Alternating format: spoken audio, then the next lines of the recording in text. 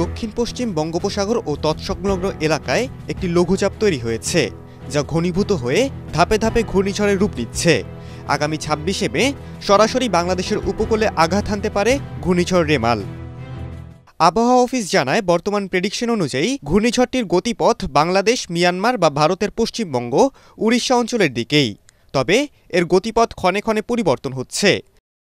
তাই লঘুচাপ থেকে নিম্নচাপে পরিণত না হওয়া পর্যন্ত এমনই থাকবে। তবে নিম্নচাপ ঘূর্ণিঝড়ে পরিণত হলে তখন গতিপথ স্থির হবে। সেই সময় স্পষ্ট করে বলা যাবে এটি কোন এলাকায় বা স্থানে আঘাত হানতে পারে। আবহাওয়াবিদরা বলছেন, ২২শে মে লঘুচাপ তৈরি হয়ে ২৩ বা ২৪ মের মধ্যে নিম্নচাপে পরিণত হতে পারে। ২৪ মে রাতে বা ২৫ মে সকালের দিকে ঘূর্ণিঝড়ে রূপ নেবে। আবহাওয়ার বিভিন্ন মডেল বিশ্লেষণ করে আবহাওয়া ও জলবায়ু বিষয়ক গবেষকরা বলছেন, ঘূর্ণিঝড় রেমাল ২৬ মে সকাল ৬টার পর থেকে রাত ১২টার মধ্যে বরিশাল বিভাগের বরগুনা জেলা থেকে শুরু করে চট্টগ্রাম বিভাগের কক্সবাজার জেলার মধ্যবর্তী উপকূলীয় এলাকার উপর দিয়ে স্থলভাগে আঘাত হানার সম্ভাবনা রয়েছে। ঘূর্ণিঝড় বৃত্তের অগ্রবর্তী অংশ উপকূলীয় এলাকায় প্রবেশ করতে পারে সকাল ৬টার পর থেকে। ঘূর্ণিঝড়ের কেন্দ্র উপকূল অতিক্রম করার সম্ভাব্য সময় ২৬ মে দুপুর ১২টার পর থেকে বিকাল ৬টার মধ্যে। ঘূর্ণিঝড় বৃত্তের পেছন দিকের অর্ধেক অংশ পুরোপুরি স্থলভাগে প্রবেশ করতে রাত ১২টা পর্যন্ত লেগে যেতে পারে বলেও জানায় বিশেষজ্ঞরা। ঘূর্ণিঝড়টি যদি জোয়ারের সময় উপকূলে আঘাত হানা শুরু করে, তবে বরিশাল ও চট্টগ্রাম বিভাগের উপকূলীয় এলাকাগুলো স্বাভাবিকের চেয়ে ৫ থেকে ১০ ফুট বেশি উচ্চতায় জলোচ্ছ্বাসে জোয়ারের পানিতে প্লাবিত হওয়ার প্রবল আশঙ্কা করা যাচ্ছে।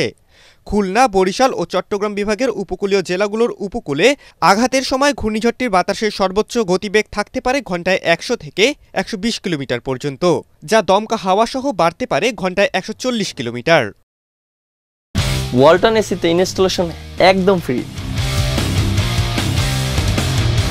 ঘূর্ণিঝড়ের প্রভাবে বৃষ্টিপাত শুরুর সম্ভাবনা রয়েছে ২৪ মে থেকে, যা ২৮ মে পর্যন্ত অব্যাহত থাকার সম্ভাবনা রয়েছে। দেশের ওপর মাঝারি থেকে ভারী বৃষ্টিপাতের সম্ভাবনা রয়েছে ২৫, ২৬ ও ২৭ মে। অপেক্ষাকৃত হালকা পরিমাণে বৃষ্টি হতে পারে মে মাসের ২৪ ও ২৮ তারিখে।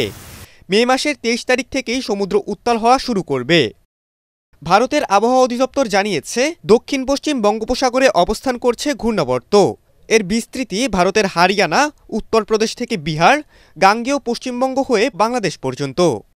এছাড়া রেমালের প্রভাবে দক্ষিণ পশ্চিম বঙ্গোপসাগরে নিম্নচাপ বলয় তৈরি হতে পারে, যা পরে শুক্রবার নাগাদ নিম্নচাপে রূপ নেবে। ভারতের আবহাওয়া অফিস বলছে, ওই নিম্নচাপ বলয় উত্তর পূর্বে সরে এসে নিম্নচাপ তৈরি করতে পারে।